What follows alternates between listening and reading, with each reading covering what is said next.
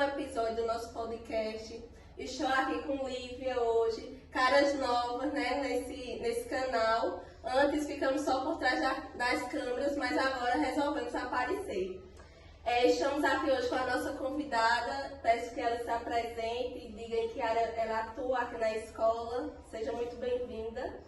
Obrigada, é um prazer, né, estar aqui com vocês. Eu tenho acompanhado o trabalho de vocês diante da logística do podcast e, assim, estão de parabéns, né, começar dando os parabéns a vocês pela iniciativa, né, pelo protagonismo, por tanto os que entrevistam como os roteiristas, as meninas que estão ali gravando. Então, assim, a gente vê com muita alegria e muito entusiasmo esse protagonismo espontâneo. Vocês mesmos encabeçaram, vocês mesmos fazem o roteiro. Mas aí, voltando, né, para mim, me apresentando, eu sou Ana Maria Monteiro, sou professora de Filosofia e Sociologia. Fiz os 2 cursos na área de Humanas, porque sempre gostei, né, da área de Humanas e também na época, né, que eu estava terminando o ensino médio, foi quando o governo federal passou, né, a ser obrigatório essa disciplina no ensino médio. Então, naquela época, eu via como um mercado novo, né, que não tinha profissionais formados ainda, principalmente filosofia. E aí nós fomos uma das primeiras turmas da Universidade Estadual da Paraíba no curso de filosofia. E fizemos, naquela época eu poderia cursar os 2 ainda, então eu fiz filosofia na Universidade Estadual e fiz sociologia na Universidade Federal de Campina Grande. Então eu estudava o dia inteiro, né? Pela manhã eu estudava na UEPB e à tarde e à noite, às vezes, tinha disciplina à noite na Universidade Federal. E assim foi o meu ritmo no meu processo de formação inicial. E quando a gente estava concluindo, né, o Filosofia na UEPB, se abriu o concurso. Já era obrigatório, porém quem estava nas vagas era o pessoal contrário, né, que muitas vezes de história, né, geografia, e ainda não tinha ainda o concurso.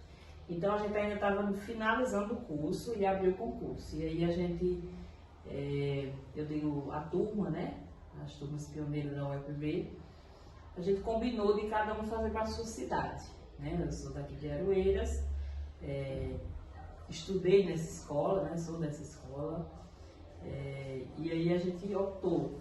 Então, Aroeiras, eu fiz Aroeiras, o pessoal de Areal, voltaram, cada um fez com sua cidade, porque o curso tem pessoal de todas as cidades da Paraíba, né, e até de fora. E assim fizemos as inscrições e conseguimos êxito, né, e quase que total da turma saiu da universidade concursada. Foi aquela correria, porque a gente correu para fechar o curso, para terminar, né? E só podia antecipar o curso quem tivesse o CRE acima de 8, porque senão não tinha como antecipar as cadeiras. Então foi uma correria de início, mas conseguimos fechar, conseguimos concluir a disciplina, apresentar a TCC. Isso em 3, 4 meses. Foi uma correria, mas a gente viu o propósito. A Universidade Estadual também foi muito solícita e entendeu que se a gente, mesmo não tendo concluído ainda, mas a gente tinha conseguido ingressar no serviço público, é porque a gente já estava preparado, lembrar a falar da reitora, é porque a gente já estava preparado para assumir o mercado de trabalho e a universidade jamais seria um empecilho a isso. Então, eu sou muito grata ao UEPB por essa postura, porque você entrar no serviço público assim que você sai da universidade não tem preço, né? Sim. É uma autonomia que você ganha. Eu tinha apenas 24 anos e cheguei aqui nessa escola em 2009, agora 5 de maio fez 16 anos, né? que eu retornei aqui para a escola de aluna, passei a lecionar a disciplina de filosofia e sociologia. E assim permaneci por um tempo. Quando foi em 2011, já com 3 anos aqui de sala de aula, se almejou ou se falou em uma eleição para gestores. E aí foi liderada pelo sindicato, né, da Paraíba, e a gente não sabia se ia dar certo, porque era a primeira vez, né, nunca tinha tido. E assim, eu nunca pensei em ser gestora, né, nunca almejei, não, eu estava descobrindo ainda ser professora, né, eu estava me organizando ali, porque você sabe que você sai da universidade, mas é a prática quem te ensina. A gente vai aprendendo, né? Dia a dia. Mas aí foi se falando nessa eleição e acabou que eu ali, alguns indicaram, alguns alunos, né? Eu sempre tinha as turmas em todas as turmas da escola. Então, na época, a escola tinha 1.100 alunos, então praticamente eu dava aula a todos, e aí era uma aula só, né, mas a gente tinha esse contato com os alunos na sua grande maioria.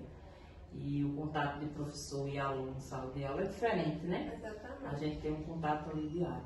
E aí foi se falando e se vendo algumas indicações, aí falaram, vamos formar a chapa. Eu não queria muito porque era um universo novo, eu não tinha qualquer experiência. Aquele medo do início. Né? Não tinha qualquer experiência nesse sentido. E também não sabia se até quando, como e se essa eleição iria vingar, né? Porque era uma proposta nova, era liderada pelo sindicato e não pelo governo, né? Então tinha aquela, porém, vai dar certo, vai, não vai. Mas assim, a gente decidiu ir. E fomos, né? O processo.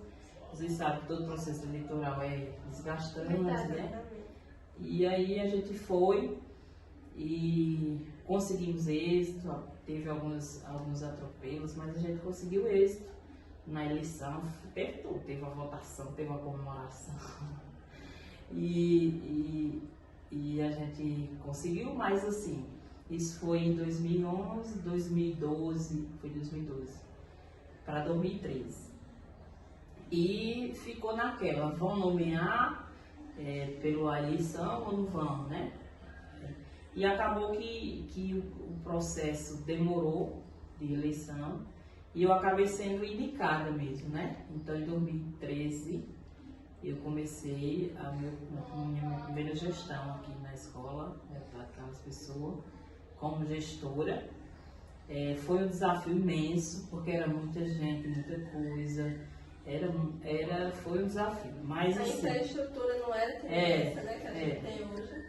E bastante aluno, era muito diverso.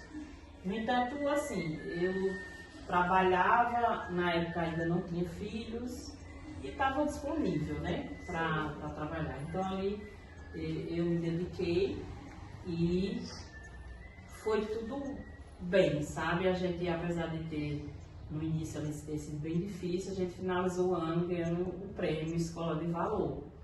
Então, foi a primeira vez que a escola recebeu do governo do estado o prêmio Escola de Valor em 2013. E assim, para a gente ali, porque eu digo a gente porque não sou eu só, né? Uma escola ela só caminha se a gente tiver os apoios. Então, a equipe como todos, os professores, os funcionários, assim, foi essencial. Todo mundo estava naquele propósito, né? E deu tudo certo e a gente foi caminhando, quando foi em 2016, com 3 anos e 6, 7 meses já de gestão, eu saí da gestão em julho de 2016 e fui para a Secretaria de Educação. Mas não tinha saído daqui não, eu dava aula também, mas fui conciliando. Aí passei 6 anos como secretária adjunta de Educação do município. né, aqui de Aroeiras. E eu conciliava a Secretaria de Educação com as aulas, aí fiquei à noite. Aí foi nessa época que passou a ser integral, né, 2009, e a gente trabalhava na escola, mas era no período da noite, com o pessoal do EJA, né? E fui caminhando, continuei na secretaria, e quando foi em 2023, a escola aqui ficou alguns meses sem gestor, né? Se pensou inicialmente, deu retornar, eu disse não, porque assim, eu gosto de ver experiências novas, né? Então, eu queria sair da Secretaria de Educação. Aí nessa época também eu terminei o mestrado na Universidade Federal de Campina Grande, nessa época de secretaria. E aí meus planos era ir para o doutorado, então eu ia sair da Secretaria de Educação e me encaminharia para o doutorado, era meus planos, mas assim, a gente faz os planos, mas às vezes o de Deus é outro, né? Exatamente. Então, adiei um pouquinho e retornei para a escola, porque estava, acho que 2 pessoas tinham sido nomeadas já e não consegui tomar posse, não sei o que, então eu disse assim, então eu tenho que retornar. Era o seu lugar mesmo? Né? Porque já 2 pessoas e nada. Então, eu trabalho no status, eu estando na gestão do estado, eu tenho que trabalhar, né? A gente vive do nosso trabalho. Então, eu decidi retornar. E na minha ideia, seria muito mais fácil do que em 2013. Por quê? Porque eu já tinha experiência e porque agora era outro contexto, né? Escola integral. E eu conciliava a Secretaria de Educação com as aulas, aí fiquei à noite. Aí foi nessa época que passou a ser integral, né? 2009, e a gente trabalhava na escola, mas era no período da noite, com o pessoal do EJA, né? E fui caminhando, continuei na secretaria, e quando foi em 2023, a escola aqui ficou alguns meses sem gestor, né? Se pensou inicialmente, deu retornar, eu disse não, porque assim, eu gosto de ver experiências novas, né? Então, eu queria sair da Secretaria de Educação. Aí nessa época também eu terminei o mestrado na Universidade Federal de Campina Grande, nessa época de secretaria. E aí meus planos era ir para o doutorado, então eu ia sair da Secretaria de Educação e me encaminharia para o doutorado, era meus planos, mas assim, a gente faz os planos, mas às vezes o de Deus é outro, né? Exatamente. Então, adiei um pouquinho e retornei para a escola, porque estava, acho que 2 pessoas tinham sido nomeadas já e não consegui tomar posse, não sei o que, então eu disse assim, então eu tenho que retornar. Era o seu lugar mesmo? Né? Porque já 2 pessoas e nada. Então, eu trabalho no status, eu estando na gestão do estado, eu tenho que trabalhar, né? A gente vive do nosso trabalho. Então, eu decidi retornar. E na minha ideia, seria muito mais fácil do que em 2013. Por quê? Porque eu já tinha experiência e porque agora era outro contexto, né? Escola integral, menos alunos, todo mundo focado. E cheguei aqui em 2023 e aí eu me deparo com outro desafio. Porque a escola estava em reforma, 4 meses de gestor, porque assim, às vezes vocês falam, não dá para explicar o que significa isso. É bastante coisa administrativamente, né? Porque são 4 meses a escola parada de tudo, então tinha que retornar. A escola estava lá, funcionando lá no CE, um horário só, e um contexto desafiante, mas assim, se no primeiro momento eu resisti e acabei vindo, é porque eu tinha que vir, né? E aí a gente contou com os apoios, né, dos professores que já estavam aqui, com os alunos. Eu lembro que tem uma turma que para mim é bem especial nesse retorno, porque eles assim, eles me abraçaram assim de uma forma, e aí eu lembro que eu cheguei em abril e em maio a gente já estava com o ensaio da quadrilha, o ensaio da banda, já estavam os meninos se movimentando, sabe? E eu lembro com muito carinho, esse turma já concluíram, e todas as outras, né? Todas as outras foram essenciais, a gente foi conduzindo, aí viemos pra cá, aí em 2024, vocês chegaram, foi? Foi. Vocês chegaram e eu digo vocês porque vocês, por essa turma de 2024, foi a primeira turma integral pós-pandemia, pós-reforma.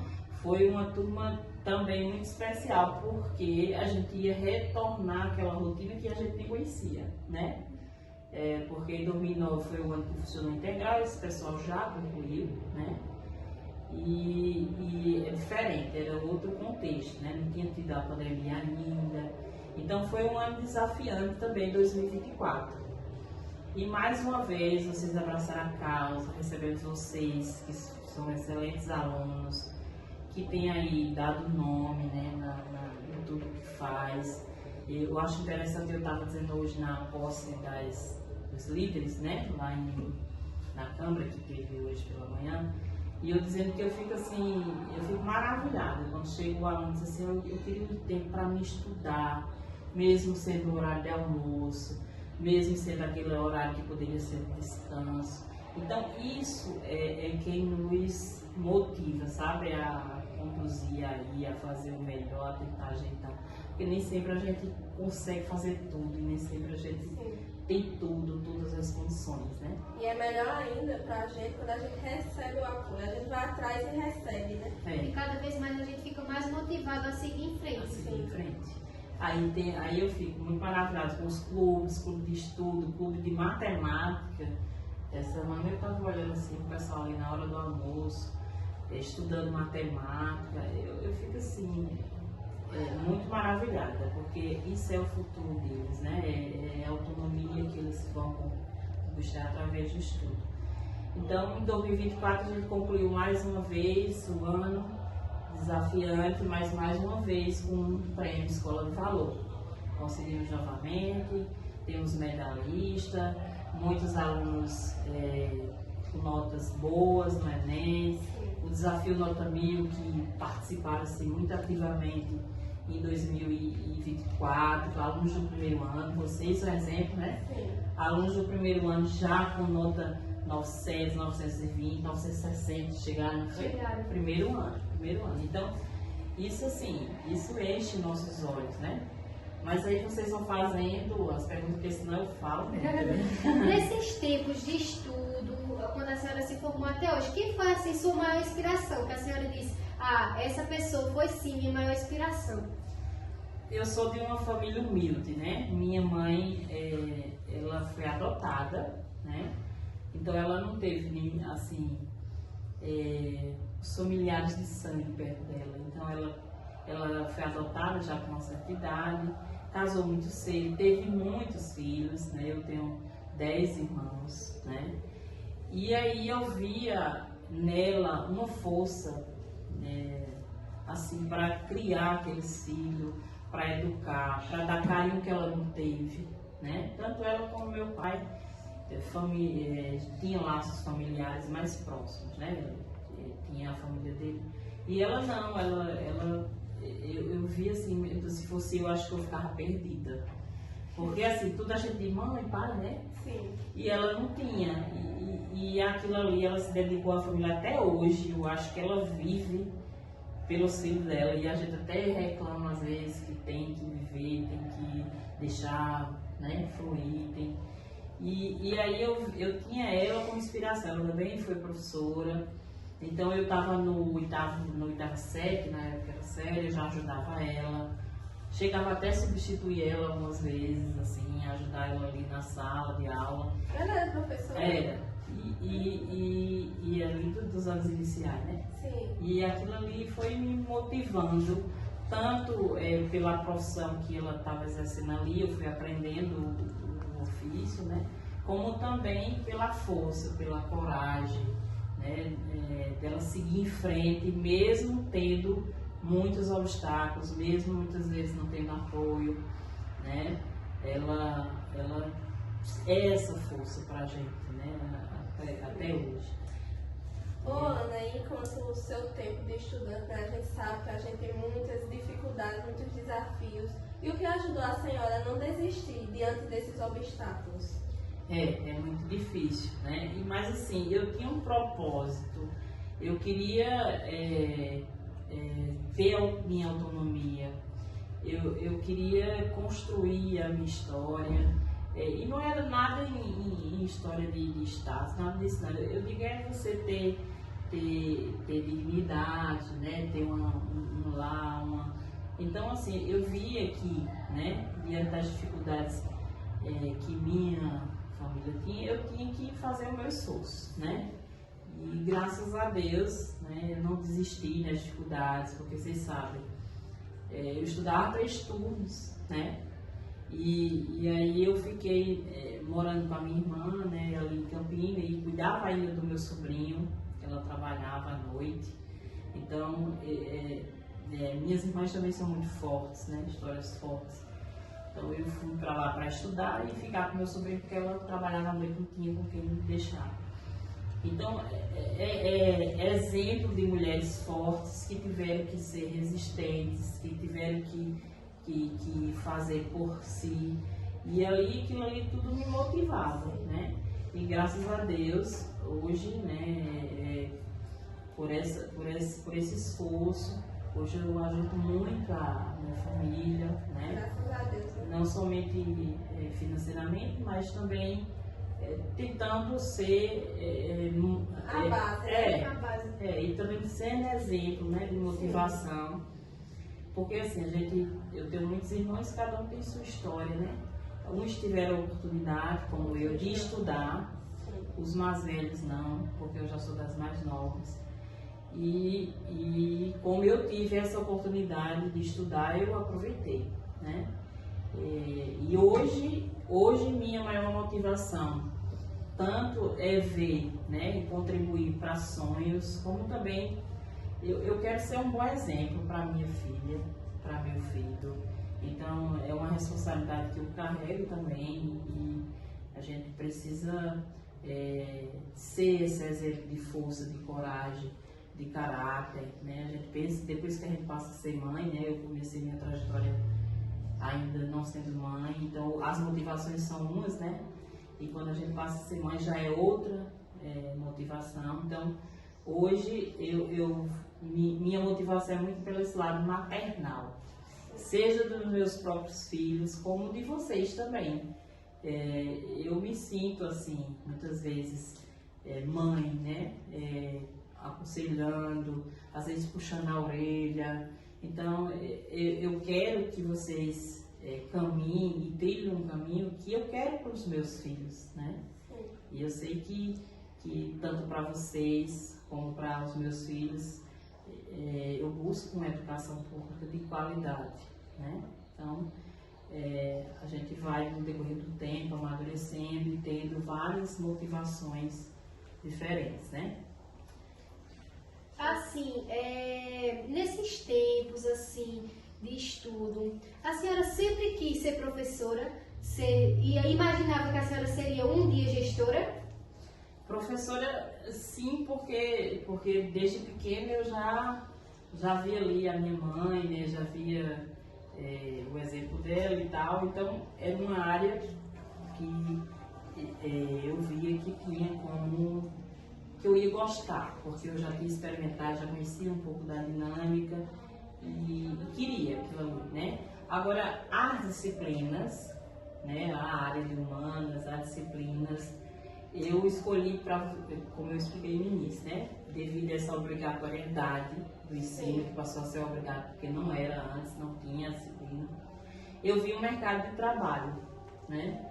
E ainda bem que eu tive esse estalo, porque, assim, né, é muito difícil você entrar no mercado de trabalho, o primeiro emprego já ser concursada, né? Então e saindo da universidade mais, que às vezes existe um caminho, um percurso, né? Consegue uma oportunidade ali, outro mais, e o concurso demora um pouco mais. Então, toda a nossa turma ali de filosofia, de 2006 que a gente fez o curso, a gente conversa e percebe o quanto aquilo foi um divisor de águas na nossa vida. Porque ali o público que estava ali era pessoas humildes, né? Que buscavam na educação uma oportunidade. Então, a gente conversa e vê como foi muito bom para a gente, né? Esse início aí, esse ingresso no serviço público foi muito significativo para a nossa turma como um todo. Então, diante desse relato, a gente percebe, né, o quanto a educação é o divisor de águas na vida de muitos adolescentes, de muitas pessoas. E diante disso, a gente já está chegando, né, ao final do nosso episódio. E a gente queria saber o que a senhora diria, visando a criança, a Ana criança, o que a senhora diria para a Ana de hoje? Não é muito diferente não, sabe? A Ana criança, ela sonhava, né? E assim, todos os dias eu busco sonhos, né? Sonhos novos, sonhos antigos, a gente vai se renovando, porque é o sonho que nos move, né? Sim. Então eu sempre tenho meus planos. É claro que às vezes os meus planos não são os de Deus, né? Mas a gente planeja, e eu penso assim, quando a gente coloca um desejo no coração, ou uma intenção, ou um objetivo, às vezes já é Deus plantando, né? Então eu sigo muito essa minha intuição, aquilo que eu quero, e busco, porque às vezes às vezes não é, mas na grande maioria das vezes quando a gente tem um desejo no coração, já é um desejo plantado por Deus. Então se ele planta aquele desejo, ele que vai te dar os meios de você conseguir. É fácil? Não, não é fácil, né? Não é fácil para ninguém. Mas desistir também. Mas desistir não pode, né? Porque se você perde a capacidade de sonhar e perde a esperança, não tem sentido de não tem, vida, né? Não tem. Sim, qualquer caminho serve, né? Quando a gente não traça um percurso, não traça um caminho, qualquer caminho que aparece ali a gente vai e não é o melhor, né? E o que a senhora diria para os estudantes de hoje que estão em busca da realização dos sonhos? Que não pode desistir, né? Que o caminho não vai ser fácil, porque não é fácil para ninguém. Mas às vezes mudamos de rota, às vezes mudamos o sonho, às vezes adequamos. Mas a gente tem que pensar grande mesmo, a gente tem que ser utópico. Porque mesmo que você não chegue aquela utopia que você sonhou, que não seja daquela mesma forma, mas você vai chegar perto, né? Se você sonha, não sonha, ou sonha mediano, ou por ali, não, aqui serve. Não, gente, a gente tem que buscar aquilo que o nosso coração quer. Se não der certo, é porque não era para dar. Sim, né? Mas a gente precisa tentar. Então, eu sempre falo, às vezes até redundante, porque eu falo muitas vezes isso, mas a gente não pode perder a capacidade de sonhar. Se você não sonhar, você não levanta não, da cama, não. É fácil para vocês saírem de casa cedinho para passar o dia todo aqui? Não é, né? Para alguns é mais perto, para outros é mais longe. Temos alunos aqui que levantam 5 horas da manhã, né? E saem daqui às 5 horas da tarde. Então não é uma trajetória fácil, mas eu vejo que a escola integral em si, ela te prepara já para o mercado de trabalho. Porque quando a gente ingressa nesse mercado de trabalho, acorda cedo, dorme tarde, às vezes até cedo, muito cansado. Então, assim, eu vejo que vocês já estão no caminho certo. Às vezes eu até penso assim, meu Deus, não é fácil para esses meninos, né? Estarem aqui, mas esse é o caminho, né? Não tem outro. A gente tem que buscar. Se a gente depende da educação, se a gente tem na educação a possibilidade, a oportunidade também, a gente precisa abraçar essa oportunidade, porque às vezes é a única. Sim, Às vezes você não vai ter nenhuma. Quando a gente chegou hoje ali da Câmara, da pós, tinha uma aluna para me atender e ela bem triste, né? E eu digo, olha, às vezes a sua única oportunidade é essa.